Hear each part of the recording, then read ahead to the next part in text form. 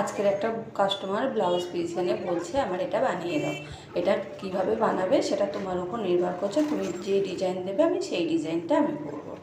আমি এখানে কি করেছি, কাপড়টাকে লাইনিংটা কেটে নিচ্ছি। প্রথমে কাপড় লম্বাই 14 রেখেছি, আর এবার ফুটে রেখেছি 7।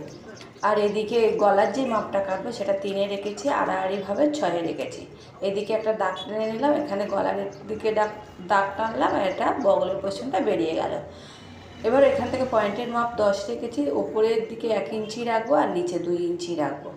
এবার খুব সহজ এই ব্রাকাট ব্লাউজটা বন্ধুরা, এটা মানে এত সুন্দরভাবে কাটিংটা হয়। আর এদিকে রেখেছি 6 ইঞ্চিতে যে দাগটা দিলাম, আর এদিকে নৌকার মতন একটা শেপ দিয়ে দিলাম, আর এদিকে রেখেছি বাড়তি 1.5 ইঞ্চিতে। এদিকে গলা আমি 7.5 কাটবো, গলাটা আমি দাগ দিয়ে নিলাম। আর এদিকে ছাতি আমি 10 রেখেছি, আর কোমর রেখেছি 9.5। আর এদিকে বাড়তি কাপড় রেখে দিয়েছি, এটা পয়েন্টের টেকেন দিতে হবে। টেকেনটের ওখান থেকে 1.5 ইঞ্চি ওপরের দিকে রেখেছি। রাখার পর এদিকে দেখুন বন্ধুরা, গলা যেহেতু গোল গলা করবো, আমি গোল গলা শেপ দিয়ে নিয়েছি। এদিকে কাঁচি ধরে কেটে নিয়েছি। কেটে নেওয়ার পর এবার যেটা আছে এটা পরপর আমি এইভাবে কেটে নেব। যেহেতু আমি ঘরগড়ি দিয়ে ওপর থেকে দাগটা বসিয়ে নিয়েছিলাম, বসিয়ে নেওয়ার পর এইভাবে আমি কেটে নিচ্ছি। দেখুন বন্ধুরা, এইভাবে দাগ দেওয়ার পর এইভাবে পরপর আমি কেটে নেব। এটা 2 সিস্টেমে আমি দেখিয়েছি। এর আগে দেখিয়েছি ওপর থেকে বসিয়ে ঘরগড়ির দাগ দিয়ে তারপর কাটা হয়, আর এটা আমি ঘরগড়ির দাগ আগে দিয়ে নিয়েছি। নিয়ে নেওয়ার পর এইভাবে আমি দাগটা দেখানোর জন্য আমি এইভাবে শেপটা এনে আমি কেটে দিচ্ছি। দেখুন বন্ধুরা, এইভাবে প্রত্যেকটা পার্ট এইভাবে কাটতে হবে। কাটার পর দেখুন, এরপর এটা হচ্ছে বাটির ওপরের পোর্শনটা। এবার নিচের পোর্শনটা কীভাবে কাটবে, এটা এইভাবে মাঝখানে মিডিলে পয়েন্টের দাগ।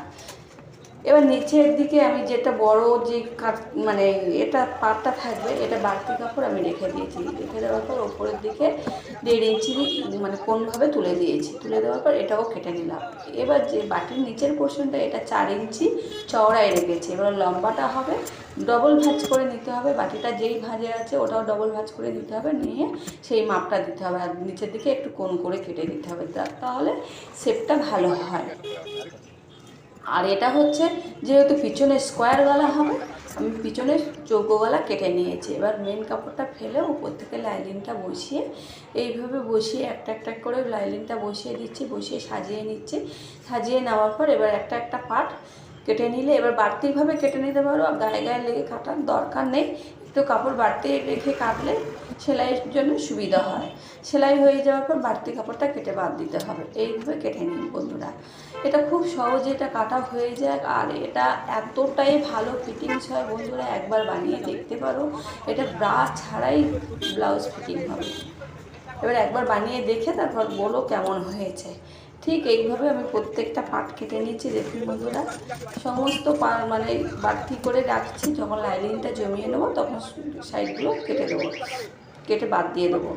দেখুন প্রত্যেকটা পার্ট কাটা হয়ে গেছে। এখানে প্রত্যেকটা যদি ভালো লাগে বন্ধুরা, তাহলে আবার পাশে